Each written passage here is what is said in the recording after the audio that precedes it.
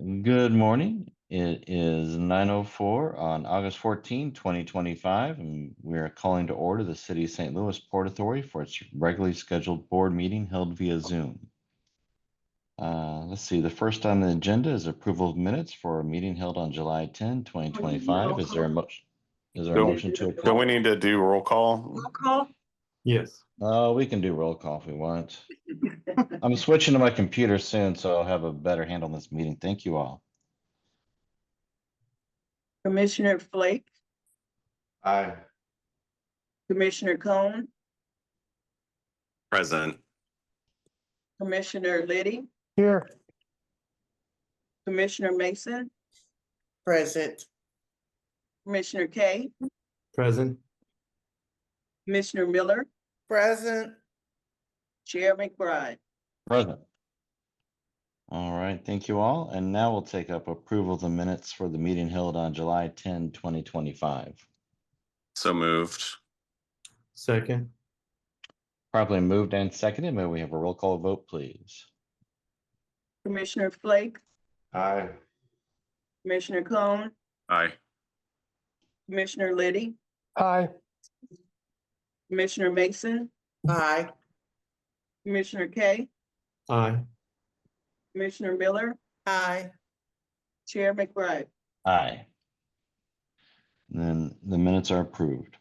The next item on the agenda is public hearing on the creation of the City of St. Louis Port Improvement District Number 2. We have a public notice of hearing on this. So Susan, are you going to walk us through this, please?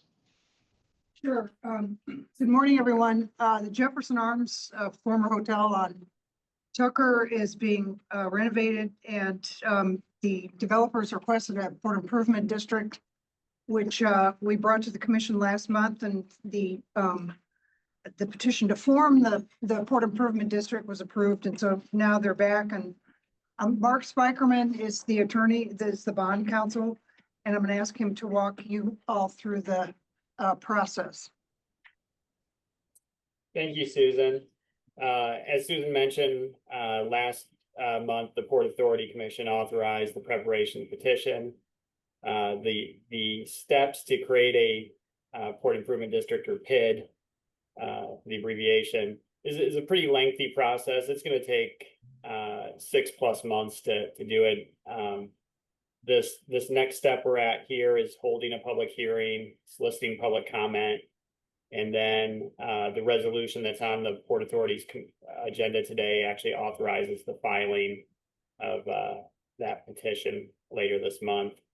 And then it goes through a court process, an election of the property owners, and then ultimately filing with various state agencies.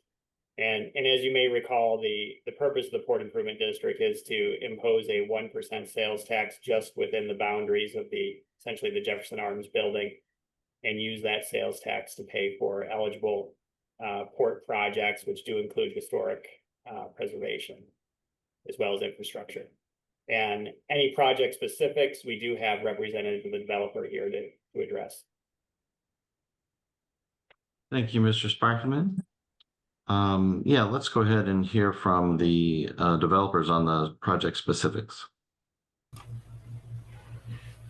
Thank you. Good morning, everyone. My name is Nick Hartzler. I am Senior Project Manager of Credits and Incentives from Steadfast City. Joined this morning, I have Mike Saramsaki from Altera Worldwide, who's the developer.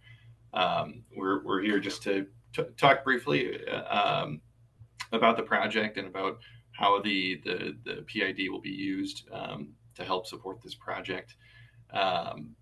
Before I kind of go through the PID, I'd like for Mike just to talk a little bit about the project overall, where we stand today, how we got here.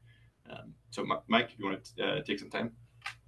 Yes, good morning, everybody. I just wanted to first tell you how grateful we are for the support that we had received thus far from the City of St. Louis, and both from aldermen, alderwomen, from the previous mayor to the existing mayor, and to the staff at SLDC. and also the building department and planning department. It took a whole village to get where we are today. And right now, I'm about 2 months away from opening our residential, which we're shooting for October 1st. And then the hotel is supposed to be turned over to Marriott AC on October 15th. And they are supposed to go live on November 15th. As a matter of fact, we had opened our reservation portal and we're taking reservations as out of abundance of caution December 21st. So you might know, but I'm just perhaps going to repeat myself. This is about 500,000 square foot building that was built in 1906, the first part, and the second part was built in 1920s. And it's going to be 225 hotel units, Marriott AC. And then it's going to have 235 apartments. And on the ground floor, we're going to have significant retail lineup. And with this formation, we're hoping that we could shoulder some of the extra costs we had incurred for the retail spaces. And one specific example would be the corner of Tucker and St. Charles, where we will be having a Greek restaurant in there. As we were moving forward with finishing up that particular space, there was a fake ceiling. We opened it up. We found this beautiful ceiling work, plaster work, and then as we were doing that, a few weeks later, SHPO came, Missouri State Historic Government Agency, and they said, guys, can you please also get this fixed up? And at that point, you're put in a spot where you can't say no, but that just by itself, that single exercise cost us about $1.2 million. The space looks absolutely great with the work that or Phillips Plaster did. Phenomenal job. And then we also have a huge ballroom. Again, some things we had incurred. It looks great. It's going to have 600 seating spaces. It's the single largest historic ballroom in the state of Missouri. And but I could go on the list like that. So we had incurred costs. On a good note, we are finishing our work, and October is the significant month for us. And then we're opening up everything pretty much in the month of November. And we are very happy with the way that things are going in St. Louis. And we're going to start our operations. And we are looking at other projects to invest. And we are actively seeking a couple projects to continue our work in the city of St. Louis. And we enjoy the partnership. We wanted to thank you again for the opportunity you have given us. And St. Louis is to us a second home. And we appreciate the support. Thank you. Thank you. Thank. Nick, do you have anything else for us? Yeah, thank you. Thanks, Mike, for giving a great update on the project. So just as kind of a recollection on just the overall timeline, the overall project was approved by the city back in 2017. Construction didn't begin due to a number of delays until 2022. As Mike noted, it took about a year just to get through the abatement issues, the lead, asbestos, and the property. It was for such a massive building, it had a lot of issues. And so, for a project this size, the original project cost was about $105 million. Where it stands today it's ballooned to just about $135 million. Because of this inflated price tag of the redevelopment, a lot of strategy was needed to come up with a plan to keep the financing in place, and work to bring the project to not just the finish line to get it open and operating, but also ensuring that it remains open and it is successful. So at its crux, that's what these tools support, is the financing from the banks, when the project wouldn't otherwise pencil out, both through construction and the operation of the site. just going to offer a few things that we're not doing with the PID. We're not asking to amend the TIF. We're not asking to implement any additional real estate tax for the project. We're just asking for the additional 1% sales tax, which will be paid just by those who utilize the retail components of the project as well as the hotel. And because of state law, that sales tax wouldn't be paid by the residents of the property either, unless on their online orders, unless they choose to support any of the on-site businesses on the project. Sales tax. That, Nick, what you just said, I had a different answer yesterday from the Department of Revenue on the retail purchases in their apartments, like Amazon, et cetera, DoorDash. The tax rate does apply according to the state in my research. That would I without seeing your research, it's difficult to say. Typically when it comes to playing it a hypothetical with Amazon, they are a in-state business, and the state of Missouri, along with about 13 other states, use what is called origin-based sourcing as far as where the sales tax goes. And so when an Amazon purchase is made in the city of St. Louis, it ultimately gets sourced to whatever distribution center it comes out of, whether that's St. Peter's, Hazelwood. And then if it's distributed in state from an out-of-state location, then the consumer's use tax would apply. That rate, or the vendor's use tax rate, would apply. And to my understanding, the PID sales tax does not apply to that vendor's use tax rate. So I asked yesterday about the Ballpark Village, which is One Cardinal Way, just for an example. Mm-hmm. And the database that's online for all of us to look at suggests that every Amazon package in that building pays the SID and the TDD, which brings it to 11.67, which is currently the city's highest tax rate. Your building would go 1 cent more, setting a new record. So that's my research. I was talking to an expert who called me back from the DOR. Whether or not the cent applies to, how do you collect it if it isn't incurred?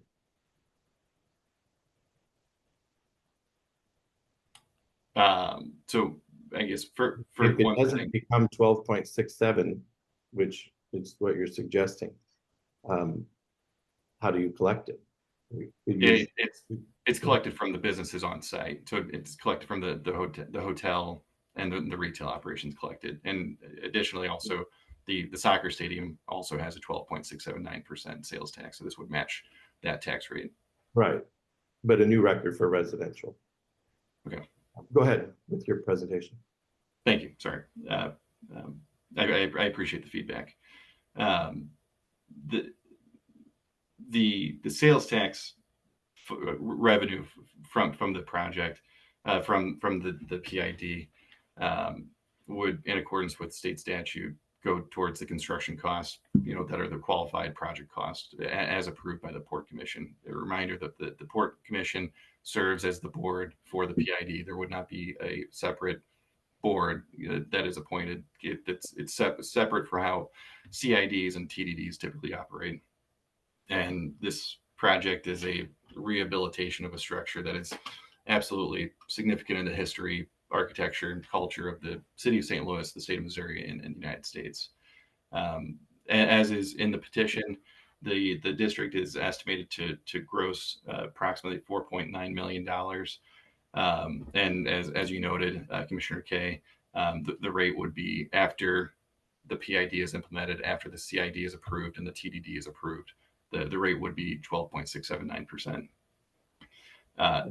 Put simply, the project cost for this are the construction costs that are allowed by statute to help reconstruct and rehabilitate the structure. This property has flooded for many years prior to the rehabilitation work, and the reconstruction is underway and still underway to make repairs from what's been damaged. So I've taken enough time. So just in closing, a historic redevelopment project such as this, whose project costs have risen so dramatically, the financing, strategy has to be fluid, has to adapt to changes without undermining the stability of the original deal and structure. We've seen plenty of deals fall apart in the city, both before construction and after completion, because of either lack of interest from banks or because of poor financing structures. We believe in this case, implementing the PID sales tax, it's the most effective and prudent solution to make this project a success while preserving the public benefit. So thank you for your time, and I'll happy to answer any questions. Thank you, Mr. Hartzler. Any questions for Nick or for Mike? Chairman, Commissioner Liddy? thank you. A couple of questions. Does the PID have an expiration date or is it in perpetuity? This would have an expiration date. I believe there was a draft circulated of the petition that was 2065, but we asked that be taken down to 2050, which would bring it in line to the length of the CID and TDD, so that they would all be expiring the same year. Would any of the money go to the streetscape to make this area around the building more attractive versus just paying off expenses? It absolutely can.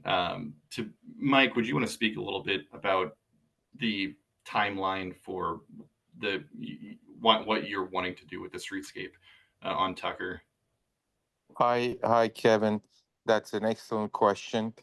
We actually had brought beautiful cobblestone look, and it's in our warehouse right now to cover the sidewalk. Unfortunately, we chose to wait until the city comes back because they would like to improve the Tucker Street in our block and also a few blocks to south and north of us. And then they want to create bike lanes. I do not want to put a sidewalk only to get it torn up, perhaps hopefully sooner than later, Kevin. So Okay. I'll rather wait. But we do have the stonework already. Beautiful stone is waiting in our warehouse to be placed. So when that work is completed, we are hoping we come back and do our work basically. But we're not going to wait. We're still going to do significant landscaping and outside seating area on the sidewalk. That's we're going to go ahead and do both on Locust Street and on Tucker Street in front of the different retails that we're going to put. We're going to have a coffee. We're going to corner cafe, we call it, on the Locust and Tucker, outside seating. We're going to have a bakery that sells Balkan, kind of like more Bulgarian, Greek, Croatian kind of baked goods. Then that's going to have outside seating. Then we have the Salonika Greek restaurant. That's going to have outside seating. And when you come in, you almost feel like, in a sense, you're in a European, like a grand boulevard, and with a lot of outside seating and umbrellas and landscaping. But for me to finish up the sidewalk top, I would like to wait till the city is done with their improvements. Understood. Thank you.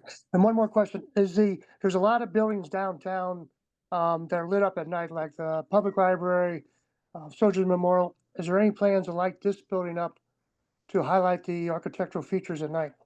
Absolutely. We are doing that work, Kevin, and we've already got our approval from Missouri Historic SHPO, we call it.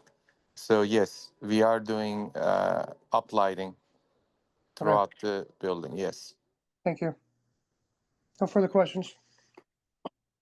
I have Any a other- question. Please proceed. I want to address what Commissioner Kay said about the tax on retail. So are you planning on having stores inside this building, like in restaurants and things like that?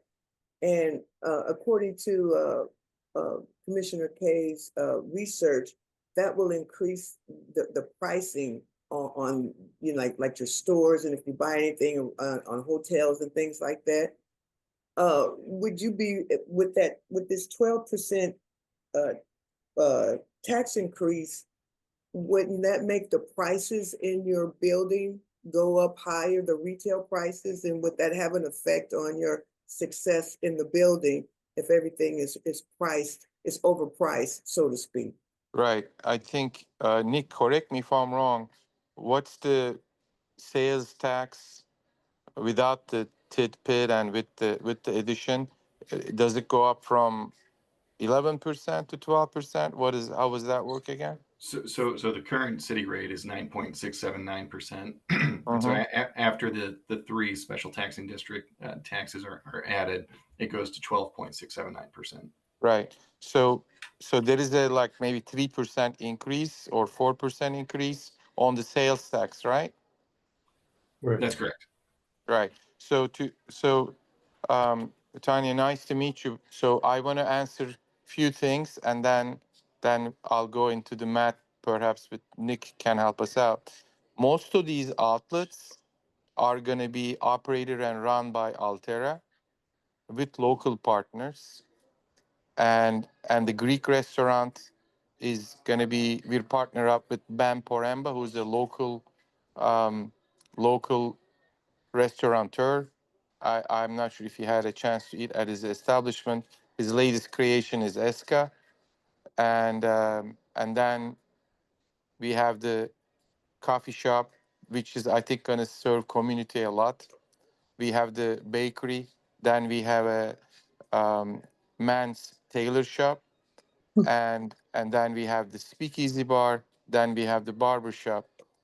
Most of these establishments, with the exception of the coffee house, they are well priced, but they are higher end goods.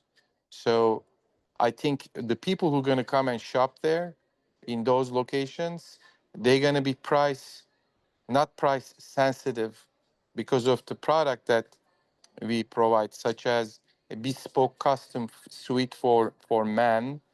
When you get into a custom suit, it's like you go to a tailor, they measure you, they cut a specific piece of cloth just for you. Now, because we have the resources and connections, we can still provide this service at a lower price, but it's not a product that you will go pick it up from Macy's per se. It's going to be a little bit more. So that's why I'm saying it's not price sensitive. So, and then when you get a cup of coffee or when you get a sandwich, our price is going to be well priced compared to the market because we are providing these services to our tenants and to the hotel guests. So we're going to try to have a competitive pricing. We want them to stay in our building. Now, if you pay $10 for a coffee and a sandwich, and then you pay 14%, which is $1.4 on a tax, versus $1 on a tax without the increase, I don't think that 40 cents on $10 is a significant burden for the tenants and the hotel shoppers in our building. I think we're not like doubling the price at the end of the day. You're only paying maybe 4%, 40 cents in this instance for $10. So I just wanted to give you kind of like what we're trying to achieve. We're gonna have also a barber shop, a gentleman's cut, we call it, Jefferson Gentleman's Cut, and then within that spot we're gonna have a full liquor bar. So it's a different experience, and we're really trying to go hard after the wedding business, and luckily we already booked a wedding or two. And what I'm trying to get to is the product that we're going to serve there. Some of them might be higher priced, higher end, but it's well priced. But that price incremental difference of, 4 cents on $10 is, I think, is not that, is not that, it's not going to stop people shopping, and they're not going to sense that incremental difference. I think that's what I'm trying to get to. And Mike, if I could add, it's truly it's a financing mechanism tool. So the banks they view differently. If you say, if ultimately after either we have a $12 product that just costs $12 plus the sales tax on top of it, or if we have a $10 product that has the sales tax on it, so that ultimately the consumer is still paying the same final price. The banks view differently and more favorably. They're willing to lend more and support a project that has this diverse revenue structure, and that's what we're trying to accomplish. Because these deals are just so razor thin margins to try to get pencil out, and it's all about trying to keep the financing in place. But I hope Mike's and my answer kind of help satisfy your answer and question. Well, I want to just throw that back to Commissioner Kay. Through your research, what do you think about, from your research rather, what do you think about that response? Well, those were creative responses, and perhaps if I was the developer, I might have said the same thing. It doesn't change the fact that these are public dollars moving from their pockets to the developer. This project has already begun, and it's going to be opening, Mike said, in October. When we opened Pandora's box by voting for a PID, the first one, which had a number 1 next to it, for the city soccer team, that was a unique circumstance, you could argue. I might come someday to regret that vote, but I have supported this in the past. We should have known then that there'd be a PID number 2, and someday soon a number 3, a number 4, etc. We have opened up a door here to add to the SIDs, the community improvement districts, and the TDDs to set a new record for a sales tax in a residential building. I'm pretty sure it doesn't say on the lease when you sign up for these apartments that their tax rate is going to be 12.67%. And I'm pretty sure when you go to the Greek restaurant or the coffee shop or the speakeasy or the barber shop, you will not see that they will be paying the record in St. Louis. Now, if you want to go to the city stadium and buy a beer and a jersey and so forth, and that was the decision we made a couple of years ago. But this will open up a box that I don't think we want to go down. And I encourage my commissioners to take a hard look on this. My vote will be no today. And because I'm not interested in setting records. In 1954, Roger Bannister broke the 4-minute mile. Nobody thought it could be done. And the next year, nearly a dozen people did. So similarly, developers will see that this extra sales tax with talented people like Nick and others will be able to get that done, reducing their costs, mitigating risk that should belong to the developer. So we've got the SID, we've got the TDD. The tax rate right now will be 11.67. That's the high mark for the city. I do not think the Port Authority needs to get into this business of subsidizing these projects to millions of dollars. And so, that's my position, Tonya. We've supported these projects in the past. And I think in general, this board, this commission is very supportive of development. And that's known in the minutes that go back now, decades. So. Thank you. Thank you. Any other questions from the commissioners? I have a question, Mr. Chairman. Please proceed, Commissioner Liddy. Thank you. The email that was just sent and received, is this in response to this proposal? Or is it something separate? So it sounded like it was an email sent regarding this PID, which if it's 63 pages, I haven't had a chance to read it. Maybe we should table this PID to maybe the next session so we all have a chance to read this new document that was just submitted to us and vote accordingly. I mean, we shouldn't get things 2 minutes before a meeting starts, no matter Well, what. we have understood. We have two things going on here. Right now, this is the public hearing. And in that regard, I still want to, if there are any members of the public on the public side of this who wish to voice their opinions and concerns, please indicate your name in the chat of the Zoom call. I understand we have one person who is already pre-registered, but anyone here who does wish to speak, I want to make sure that they are heard within our 3-minute time period. So this is a public hearing on the PID. But Commissioner Liddy, I understand what you're saying, and your point is well taken, and we can take that up at the resolution. I believe that's number 14, which will come shortly after the this public hearing.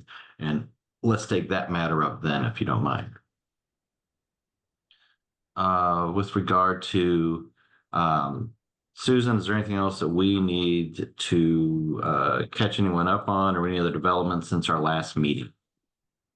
No, not that I'm aware of. Mark? Mark Spikerman is. Nothing in my mind. Okay, everything's been covered. I see Alderman Cohn's hand. Recognize you, Alderman Cohn. Thank you, Mr. Chair. I just want to follow up from the conversation we had at last month's meeting with respect to the petition and the PID in general and the status of the project. At last month's meeting, I asked about the work towards minority participation on the project, and also I continually have heard over the years concerns from unions with respect to working conditions, pay, et cetera. And I was hoping to have a follow-up before today, and I did actually yesterday. Thank you for reaching out. I do appreciate the conversation, but unfortunately it didn't yield any information or data. Essentially, at this point in time, I also feel, concerns around moving forward with this until we have some of that information made available. I'm a little frustrated that this is, and don't get me wrong, I support, having economic development tools in our toolbox, being able to deploy those for projects, and I think I differ with respect to some of the other commissioners. I fully understood that we would probably have these PIDs come up after the ballpark. I worked with the Board of Aldermen on getting the Port Authority boundaries expanded so that we can use this tool in our economic development toolbox for projects. One of which in my ward, I hope that we would be able to use it for is Cleveland High School. But I can't in good conscience vote for something without having data available in terms of the status of where things are currently. And also I get a little bit miffed, I'll say, when a developer comes back for these incentives, and here we are on this call, and we're being told, that they're needed to complete or cover the extra costs for, a ballroom or historic preservation. But then in the same conversation, we're being told that they might be able to use it for streetscape improvements. These are numbers that should have already been figured out and should have, been properly vetted before coming to us asking for permission for a PID. These incentives should be passed on a but-for basis. If it were not for the incentives, then the project would not be completed. And, here we're being told that the project's on, track to be completed later this year, that, it just, and I understand that, capital stacks and financing arrangements vary and change, but there's some inconsistencies with the information that we continue to receive on the status of the project and some very important pieces of information. And so, I'm of the same mindset as my colleague who just spoke, that we should probably hold this for the time being until we can get some of that information, because I just don't feel comfortable at all with the lack of information and transparency that's been provided to date on what I consider a pretty significant incentive award from the city for this project. I follow the project on Instagram. I'm very excited about the project. I very often, talk about how the city needs to focus on, its major development opportunities downtown. There's the AT&T Tower, the Millennium Building, the Railway Exchange, Jefferson Arms, I would say, is in my top 5. So this is really exciting and something that I think many people in the city, many city leaders want to see happen. But I think that we need to have concrete answers to questions before we can move forward with those types of things. So for my part, I would appreciate some more time so that we can get answers to these questions before moving forward with it, and would appreciate the consideration there as well. Thank you. Nick, I wanted to answer some of the concerns that was raised. And correct me if I'm wrong. Correct me if I'm wrong. If we could keep it short. Sure. We're still in the public hearing portion of this, but yeah, if we could keep it short, please. Thank you, Mike. Of course. Thank you. Nick, when did we receive that letter of good standing from the SLDC executive director? I would say a month or 6 weeks ago. I believe it was July 9th that Yes. the project was under current compliance. Yes. So I think to answer to your question, and I think there's a lot of hearsays that you might have heard, but I think it's a matter of fact that we had gotten a letter from SLDC director that we provided to our banks. Mike, let me just interject here. This is Chair McBride. I think what we don't want to do is start getting to a back and forth on the timing. What the concerns have been raised from the commissioners as to what they've received. So the time frame is only looking at just from the commissioner's point to commissioner's receipt of documents to today. And so I appreciate what you're going to do, I think, but I don't think that's going to answer the concerns raised by Alderman Cohn and others. So I'm going to interject here. Okay. All right. Are people seeing the Jerry Connolly, whoever that gentleman is asking to speak? Yeah, we've got it, Commissioner Kay. Let's see, Mr. Spikeman, anything else we have in regard to the public hearing? Just receiving public comment. Okay, then this time we'll open it up for public comments. I believe we had someone who was pre-registered, and then I believe, as Commissioner Kay noted, Jerry Connolly has indicated in the chat that he wishes to speak. If there's anyone else in the public that wishes to speak, we ask that they timely enter their name in the chat so they can be recognized, and we'll give them 3 minutes. Janet, if you could open it up for Mr. Connolly, I would appreciate it.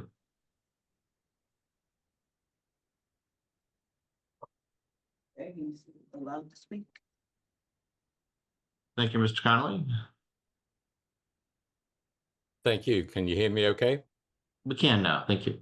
Okay, very good. Thank you. My name's Jerry Connolly. I'm a 6th Ward resident in South St. Louis City. I'm here today to speak against the approval of this Port Improvement District. I'll try and save a little time just by saying I echo the concerns raised by Commissioner Kay, Commissioner Cohen, Commissioner Liddy. This hearing should be continued. I urge you to continue this hearing to a different date, where the due diligence in terms of the financials, I'm just learning that sounds like, today or last night, you just received the, packet that's got the full petition. I think that petition will answer some of the questions regarding the sales and use tax that are involved. And where are SLDC's incentive staff? I don't see them in the Port Authority boardroom. And this is one of our huge problems. We've got 3 different taxing districts going through simultaneously, one in the circuit court, one at the Board of Aldermen, and this one through the Port Authority. And there's no overarching financial analysis as to what is the public benefit derived for the community for this project. Does it merit the tax support that it's going to be getting? And, you know, it's almost 6 years ago that Auditor Galloway audited specifically SLDC's role in taxing districts and gave it a D. It was the lowest rating possible. The city had a lengthy kind of rebuttal within that audit, which I believe Mr. Spikeman was involved in drafting. And part of that was, describing SLDC's role in using, particularly SIDS and TDDs to offset the amount of TIF assistance, and that this new system would address some of the auditor's concerns. Well, it seems like over the last 3 or 4 years, SLDC's kind of slipped backwards to the point of saying, we're not involved in the creation of districts. So at a SID hearing at the Board of Aldermen, they're not in the room anymore. The Board of, the HUD's committee on which Alderman Cohen serves, just rely on Mr. Hartzler, the developer's representative, for the math. And we need to see the math. I want to know, how much is this PID supposed to bring in? Does it align with the additional, what he said at HUD's, basically? We need verification on that math. And the notification for this meeting, yes, it was posted in the St. Louis Daily Record. If you want to subscribe, it's $199 a year. You can pick it up at the collector's office for $1.25, and it's at the Central Library. And frankly, that's just pathetic. I mean, the deadline, I registered by the deadline, which is 9 a.m. yesterday.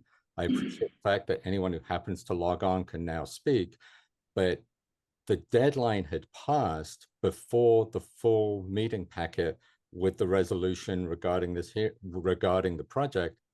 The deadline had passed before that full packet was posted. So the deadline was 9 yesterday. The packet was posted at like 10:30 or 11.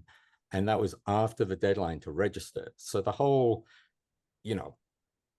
transparency as a core value is somewhere on SLDC's website. And really, it's like, that should be removed from the website unless you get serious about really engaging the public and allowing our voices to be heard.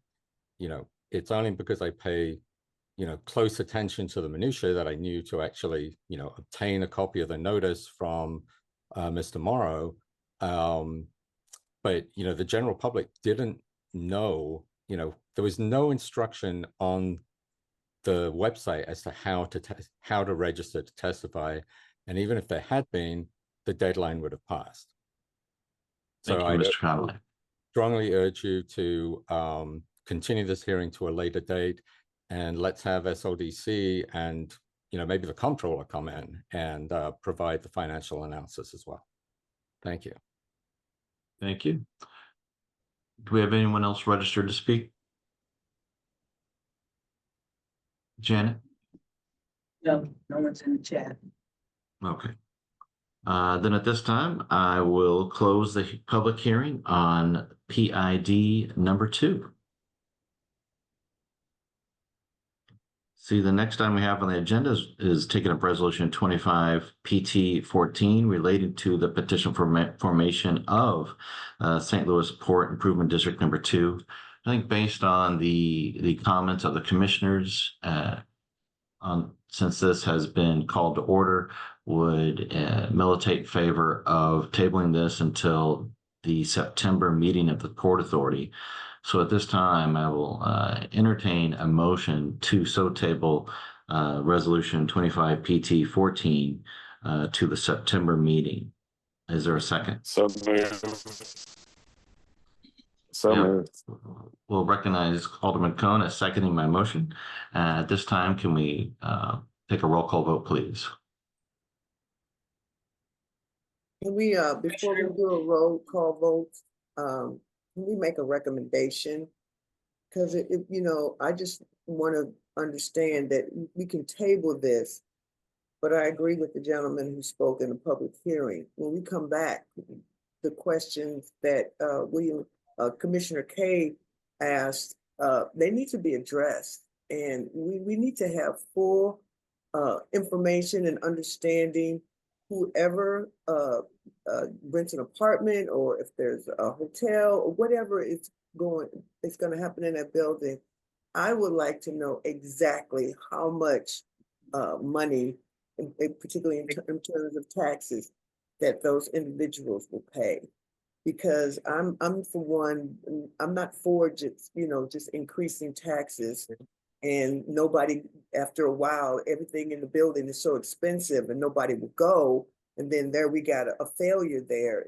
We have another empty building. I think it should be cost effective, and whatever that is going to be there should be very amicable to people who are giving their money and paying their money.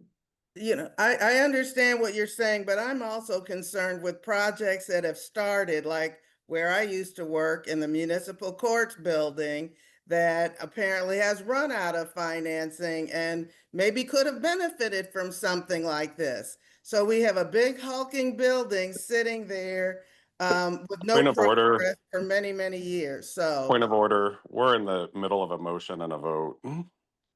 But understood. We'll go ahead. Thank you, Commissioner Miller. Thank you, Commissioner Mason. We have a motion and a second. If we could have a roll call vote, please. Commissioner Flake, Aye. Commissioner Cone, Aye. Commissioner Liddy, Aye. Commissioner Mason, Aye. Commissioner Kay, Aye. Commissioner Miller, I Chair McBride. Aye. And the motion passes. We'll take this up in September. But Commissioner Miller, your point is well taken as well, that we need to make sure that, find that balance in getting these buildings developed to completion, but also we want to make sure that there's long-term viability for these projects as well. So we ask that all the staff and the developers weigh those considerations when we take this back up in September. Recognize Alderman Cohen's hand. Thank you, Mr. Chair. I don't want to come across as terse or rude here. I do want Commissioner Miller to be able to finish what she was saying. As a point of order, we're not supposed to have discussion in the middle of a motion and a vote when it's already on the table. So I don't know if she had other things to add to the conversation that she'd like to continue to add, but I did want to at least take a point of personal privilege to afford her that opportunity if she wanted. well, that's very big of you. Thank you, but I'm finished for now. Understood. At this time, we'll take up resolution 25 PT 15, approving receipt of state professional engineering grant for the South Riverfront Development Project. Susan, are you going to walk us through that, please? Yes, the next 4 or 5 resolutions apply to the same project, so the same picture will just stay up there. The project is the South Riverfront Redevelopment Project. The city's South Refuse facility is in the bottom right of the picture. The smokestacks are down, and the gray building in the bottom is going to turn into the new red building on the high ground to the west. So the goal is to build a new trash transfer complex on ground that's 50 feet higher than the riverfront property. And so these resolutions have to do with funding that we've obtained to continue working on this project. So the first one, 25 PT 15, the state gives port authorities grant monies for professional engineering. Professional engineering is an eligible expense on this project.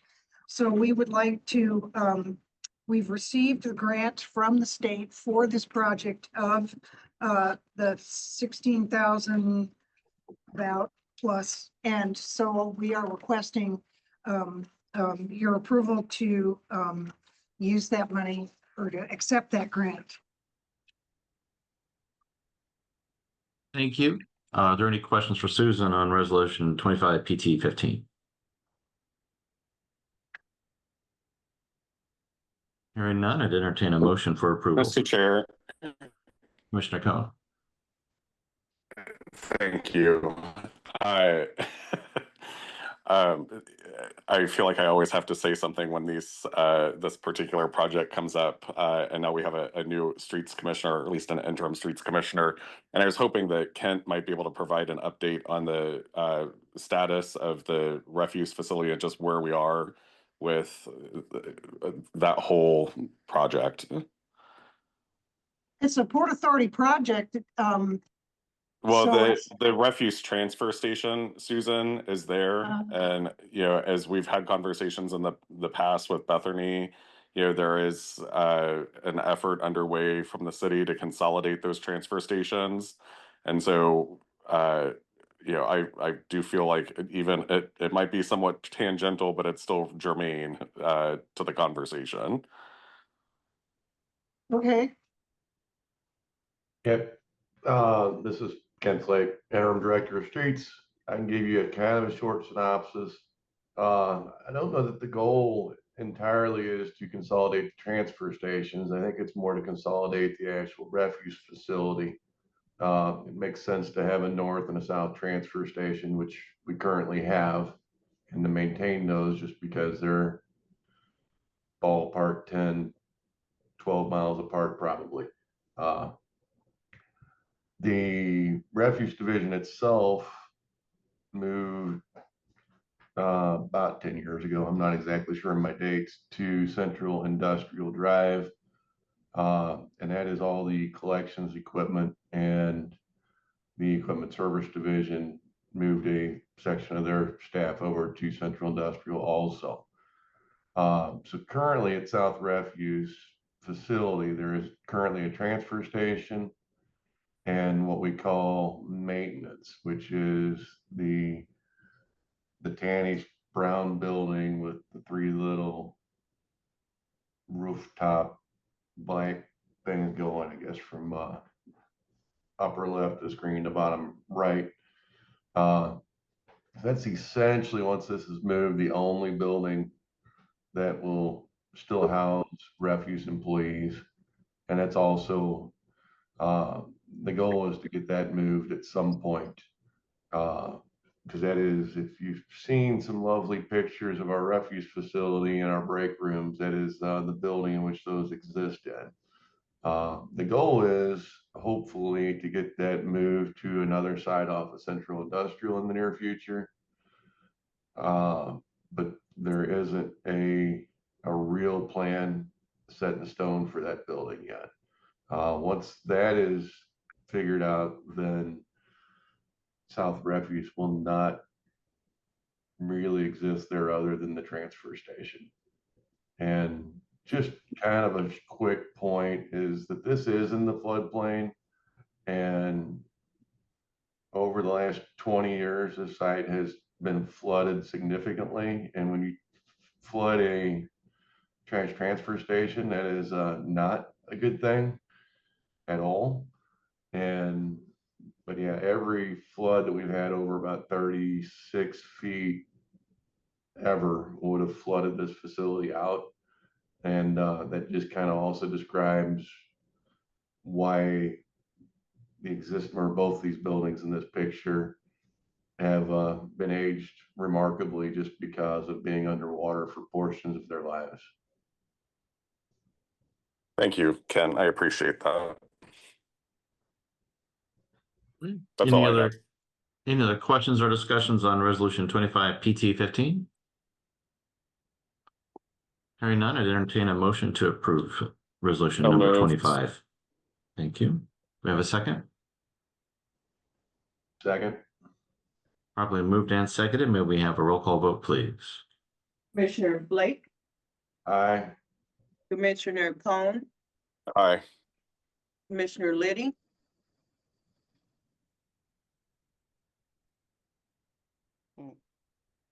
Commissioner Mason, Aye. Commissioner Kay, Aye. Commissioner Miller, aye. Commissioner Liddy. We lost him. We'll indicate that as an abstention. Okay. Chair McBride, Aye. And the motion passes with majority voting aye. We will take up resolution 25 PT 16 relating to the $1 million grant application for the South Riverfront Development Project. Susan, can you walk us through that, please? Yes, in addition to professional engineering money, the state legislature gives the ports collectively, there are about 16 Missouri ports, money every year, and the ports divvy it up amongst themselves. We have to compete with the other ports to get funding, to get our slice of the pie, if you will. And so this past June, we presented for FY27 money, and we won that, if that's the right word, $1 million grant. But that wouldn't be available until FY27. An existing port authority that had money, they couldn't spend their money in time. Their money was FY26 money, which is the fiscal year we're in now. The state's fiscal year is July 1st through June 30th. And so the other port authorities said, let's swap. And so we are able to use their money, our money now, because it's considered theirs. It's just swapping the deadlines as to when you have to expend your $1 million. So the state will give us a funding agreement if the resolution passes here for the $1 million, and it'll switch from being FY27 money for us to FY26, which suits our timeline better. So our request to you is to ratify our application for the $1 million, to authorize us to accept it, and to make the swap and use the $1 million for this project. Thank you, Susan. Yeah, my memory is that, is this a formalized process now among all the ports in Missouri, or is this still an informal swap? MoDOT manages the flow of money, and so it's their way to make sure all their funds are spent. So it's a MoDOT process. I don't know what you mean by formal necessarily, but MoDOT writes our grant, or they manage our grant agreements, and everything we do has to flow through them. So this is their strategy, and we'd like to use it. Yeah, no, my memory is in that we taken advantage of this process previously, and so I think it's something that's condoned by MoDOT, and that it benefits all ports in the state, so that as different timelines come up for the various ports across the state of Missouri, that we can most effectively use these dollars. So I think it's good. It's good to have this flexibility, and it benefits us. Any questions for Susan on this resolution? Hearing none, I'd entertain a motion to approve resolution 25 PT 16. So moved. Second. Properly moved and seconded. Previous roll. There's been a request for previous roll, which indicates that Commissioner Liddy is abstaining. Is there any objection to that request for previous roll? Does he need to be present? I mean, I guess Well, that's what he needs to weigh in. Commissioner Mason, that's the issue. Commissioner Liddy would have to weigh in and indicate whether he objects to the previous roll or not. Commissioner Liddy, do you have any objection? Hearing none, the previous roll, a majority of the commissioners vote in favor of resolution 25 PT 16, and it is approved. We'll take up resolution 25 PT 17 relating to ratification of two $1 million grant applications for the South Riverfront Development Project. Susan? Yes, last year in June of 24, we put in our applications. The ports are allowed to apply for up to two $1 million grants. So that's all we can apply for. So that's why you're seeing the sequence of $1 million grant applications. And so last year we received two. They were funded, and or they were we were awarded those by our fellow ports. And then the state budget finally is passed. And so now these are two $1 million grants. They are FY 26 and FY 27. The ports can now spend their yearly grants over a 2-year period by putting their money in a trust fund. And that trust fund is only for the ports money, and it gives the ports an extra year. So you get a second year. So this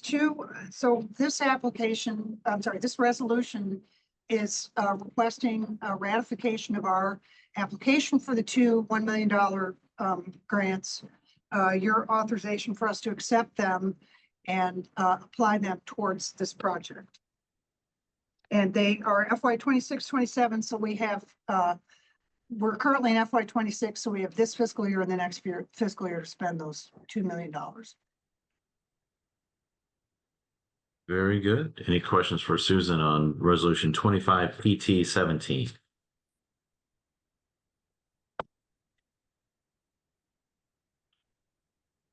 Hearing none, I'd entertain a motion to approve. So moved. I'll second. Properly moved and seconded.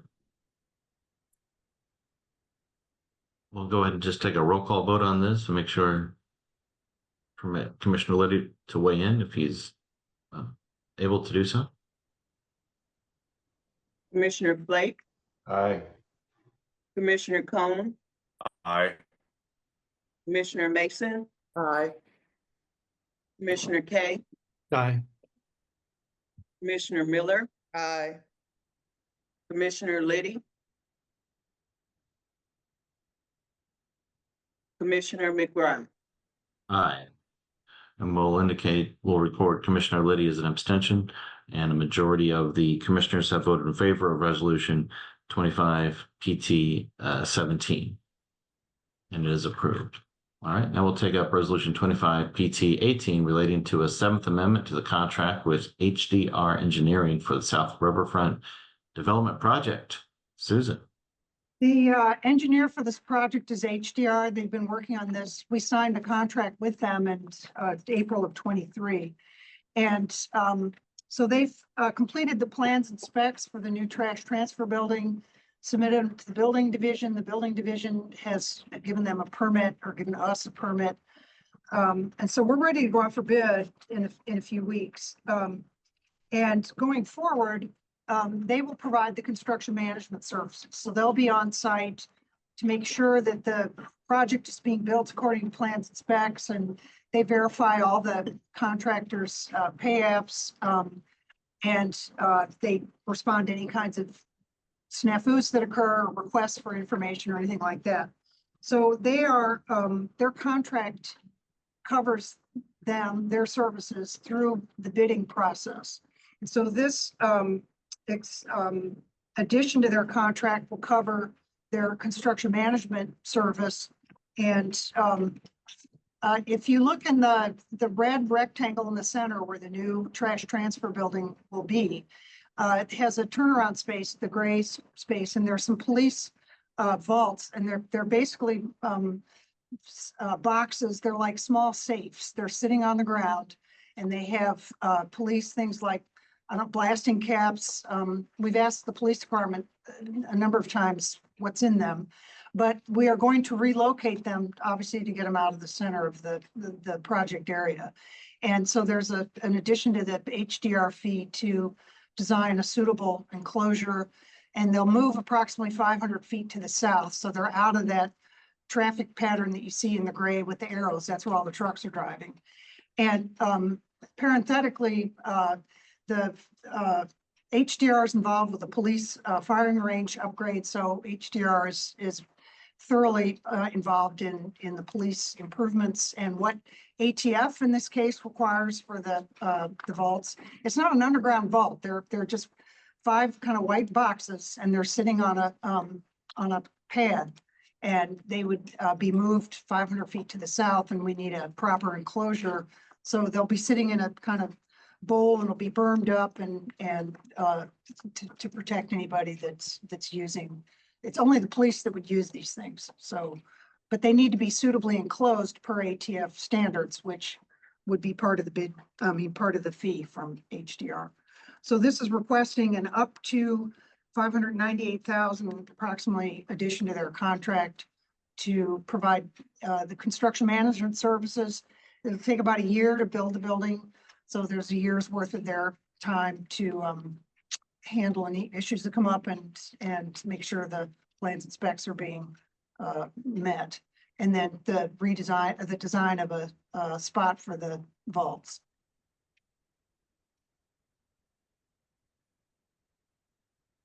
Okay, So the- well, that's a little bit to unpack, but so we're looking to move the vaults for the ATF approved vaults, and that's another increase of around $600,000 to the contract with HDR.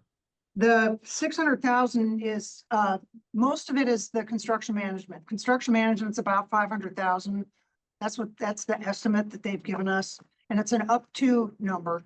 And then the 98,000 is the vaults, the new vault location and a few smaller other things, but, the bulk of that increase is the construction management.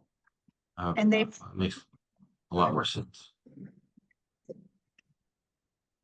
All right, any questions for Susan on resolution 25 PT 18?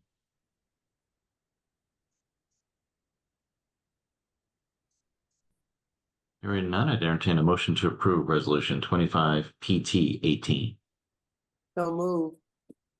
So, second.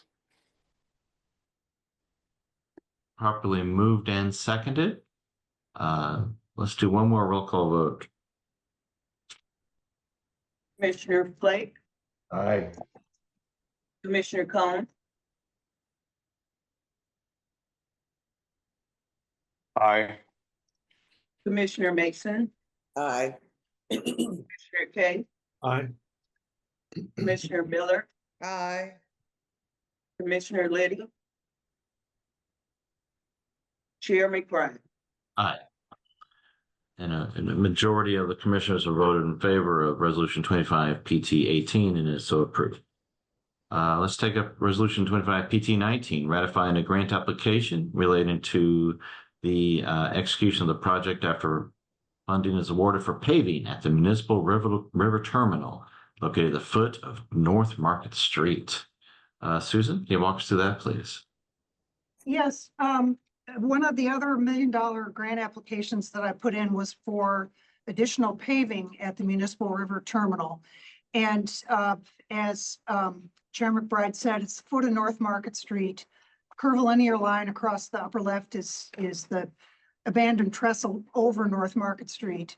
And the blue outlined figure that kind of looks like a pipe was where we paved a few years ago. And when we rebuilt the dock, the surface of the yard was aggregate. We didn't have enough money for concrete. And that aggregate allows a lot of dust to be kicked up. And MoDNR, Department of Natural Resources, is always on the operator here, which is Ingram, to keep the dust down because it's a pollutant. And so they're trying to keep the air clean. And paving it greatly reduces the dust. And so we did that a few years ago, and the incredibly crude yellow graphic, I apologize for, is where the new additional concrete paving will go in front of the dock, because that's where all their cranes are moving up and down, transloading between the yard and the barges. You can see a barge there in that picture that's tied up to the front of the dock. So this this resolution is requesting ratification of our applying for the $1 million. We have been awarded it, and we are also requesting then authorization to accept the money and to spend it on this project. And what's happening is Ingram is investing millions of dollars of their own money to put in more rail. And so that's moving a lot more goods. And the paving will help them keep their dust down. And ultimately, they're going to get 2 unit trains in there, which is extraordinary. So that we'd like to, help them out here and pave this part of the yard, which is currently it's gravel. And to refresh everyone's memory, as I recall, the term unit train means a train that's approximately 1 mile long and can be loaded and offloaded with all the cars at the same time. Is that about correct? Yeah, the train lines want you to turn their trains in 18 hours or less. And so you don't want to have to keep breaking up the train to move to position the cars properly to load or unload. So if you have one long train, and the unit train will use the lease we have to the south, this facility, Municipal River Terminal, is 4,300 feet long, and we'll use the Tyler Street next door to get the 2 unit trains in. So it'll be one long unit train, 2 of them. And it's a real boon to commerce to get those 2 long trains in there. Outstanding. I know that's been a goal that we've been working on for quite some time, Susan. So I'm glad to see this unit train come to a nearing completion. Yeah. Any other questions relating to Resolution 25 PT 19? All right, receiving $1 million is never bad. So with that, I would entertain a motion to approve Resolution 25 PT 19. So moved. I didn't hear, I'm sorry, I didn't hear what he said. Alderman Cone moved. I Moved. believe that Commissioner Flake seconded. Thank you. We'll do one more roll call vote on this. Commissioner Flake, Aye. Commissioner Cone, Aye. Commissioner Mason, Aye. Commissioner Kay, Aye. Commissioner Miller, Aye. Chair McBride. Aye. And we'll indicate Commissioner Liddy is abstaining. But that a majority of the commissioners have voted in favor of Resolution 25 PT 19, and it is approved. All right, we'll take up Resolution 25 PT 20, approving the request for FY26 administrative funding grant from Missouri Department of Transportation. Susan, can you walk us through this, please?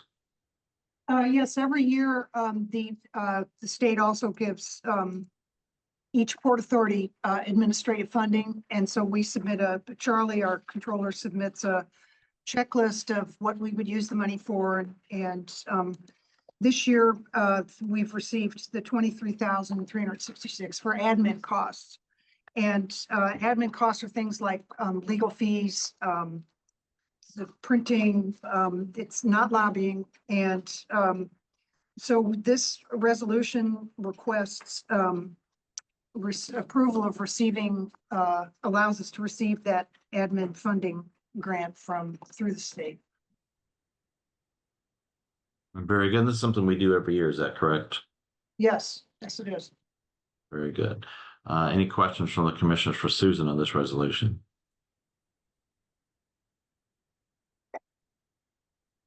Hearing none, I entertain a motion to approve Resolution 25 PT 20. So moved. Second. Properly moved and seconded. Go ahead, Commissioner Mason. We can use previous roll call. I think we can use previous roll call with the notation that the previous roll notes that Commissioner Liddy is abstaining. Is there any objection to the use of previous roll on Resolution 25 PT 20? Hearing none, the resolution passes. Or motion passes and the resolution is approved. Excuse me. All right, now we'll take up Resolution 25 PT 21, authorizing the recommendation that the Board of Public Service approve a 1-year permit to the U.S. Army Corps of Engineers to test for certain contaminants. Susan, let's talk contaminants. Hopefully we won't find any to talk about, but the idea is Mallinckrodt to Chemical Works, just outside of the picture to the left, did a lot of work for the atomic bomb, and they processed all kinds of stuff, and a lot of it flowed down the Destrehan Street sewer into the river, but some of it got kind of spread around. And the Corps comes back to us pretty much every year and says, we'd like to take some samples. So these 2 parcels are city-owned. The bridge that you see across the bottom of the picture is McKinley Bridge. And they will go out there with their Geiger counters or whatever they have, and hopefully they won't find anything. And they will get back to us and say, we didn't find anything, or we found Jimmy Hoffa, or whatever they're gonna say. So let them, this is we are requesting that the Port Commission recommend to the BPS to give them a permit, the Corps, to go onto the site to do their testing and sampling, and then they would apprise us all of the results. Thank you, Susan. I seem to recall that we would used to be the frequency was around once a year, and did we just address something along these lines just a month ago or 2 months ago?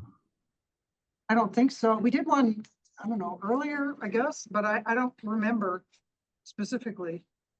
I can look at our agendas from months past and get back to you. Yeah, I just wondered if the frequency was increasing on this or not, and Okay. that's all. I want to make sure. Yeah. I think these are good to continue these tests. I think these tests are important. I think in the headlines there have been other federal legislation that's addressing similar matters. So I don't see any issue, but just curious if the frequency is increasing or not.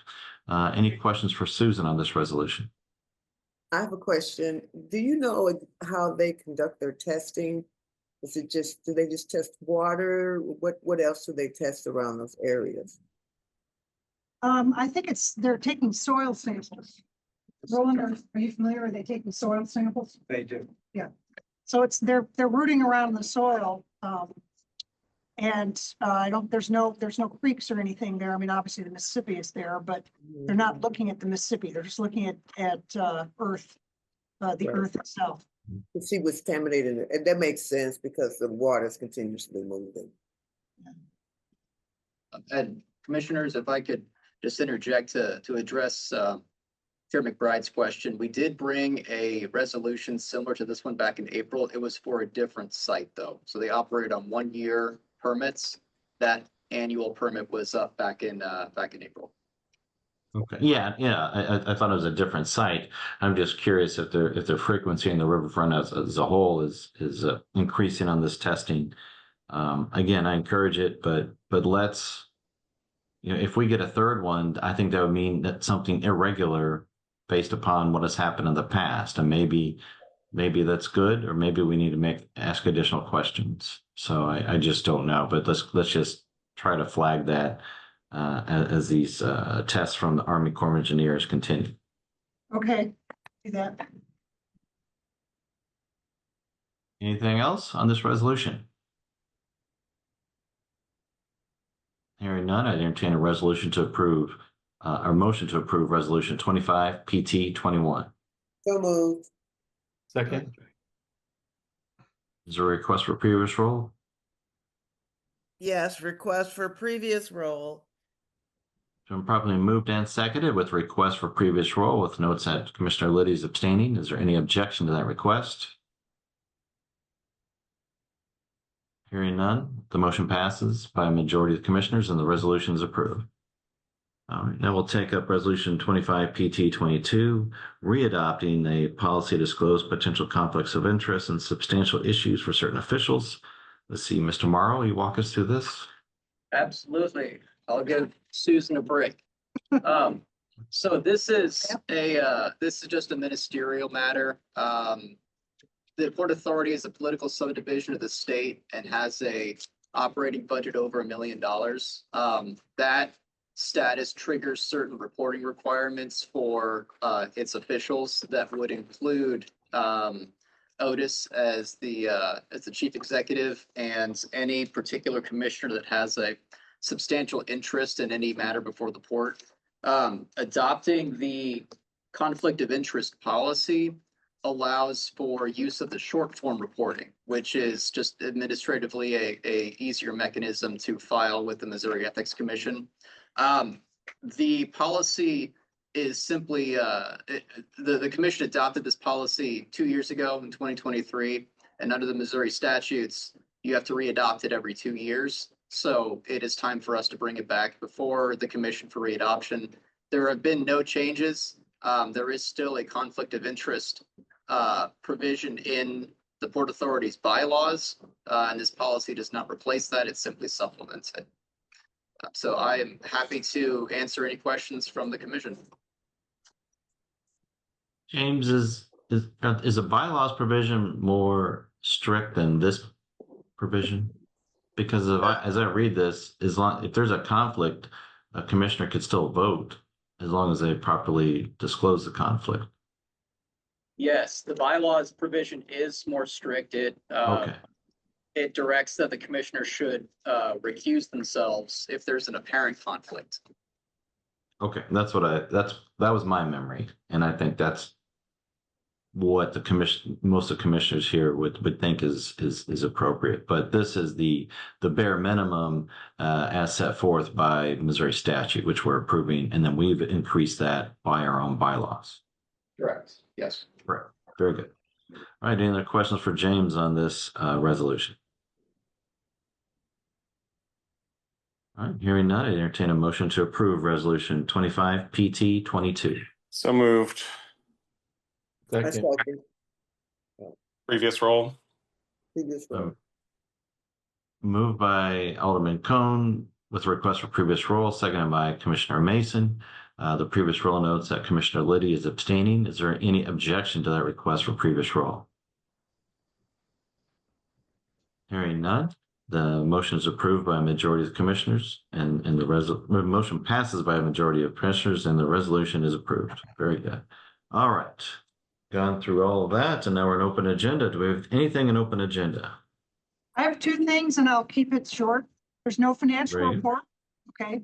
And secondly, the Coast Guard Foundation is an organization that accepts private donations. It's a nonprofit. And they use that money to support Coast Guard families. They're trying to develop a presence here in the middle of the country. They have a strong presence on the east and west coasts. So there's an event on August 27th. There's a reception at the Four Seasons from 4:30 to 6. So if any of you all would like to attend, please let me know. I'll be there, and the various, Coast Guard people will be there, but the foundation pays for things like scholarships, summer camps, playground equipment. One of the past Hurricane Helene, some of the Coast Guard families' homes were destroyed, and so the foundation stepped in to help them while the Coast Guard people were helping the citizens around them. So it's a nonprofit 501c3, and they are trying to introduce themselves to the barge industry and other interested parties here in the Midwest. So if you'd like to attend, let me know and I'll send you an invitation. Susan, I That's think all.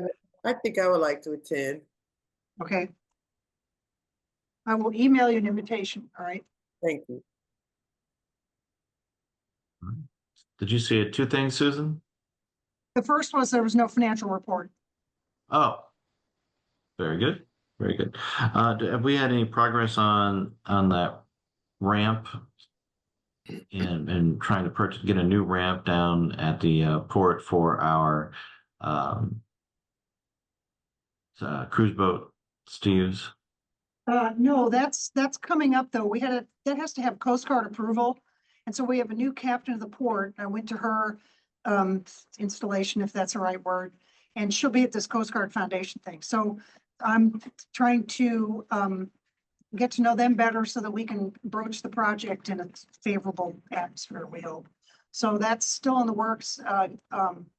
Gateway Arch Park Foundation is working on improvements to Lenore K. Sullivan. So that's still ongoing. And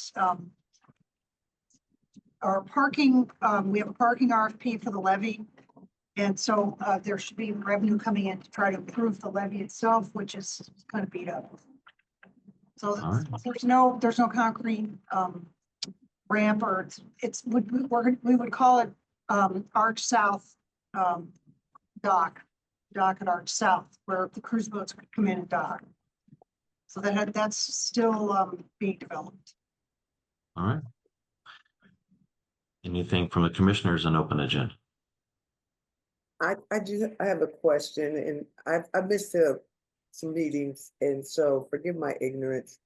But with regard to Otis Williams, is he our official executive director, or are we still looking for one? Otis He's- is go ahead, Susan. He's the interim executive director, and there's an effort to establish a search committee and to seek a new executive director. So he's holding the fort until that comes to pass. Okay, thank you. Anything else on open agenda? Hearing none, the next meeting is scheduled for Thursday, September 11, 2025. At this time, I'd entertain a motion to adjourn. So move. Second. Properly moved and seconded. We've completed all the items on our agenda and we are adjourned. Thank you. Thank you. Mm.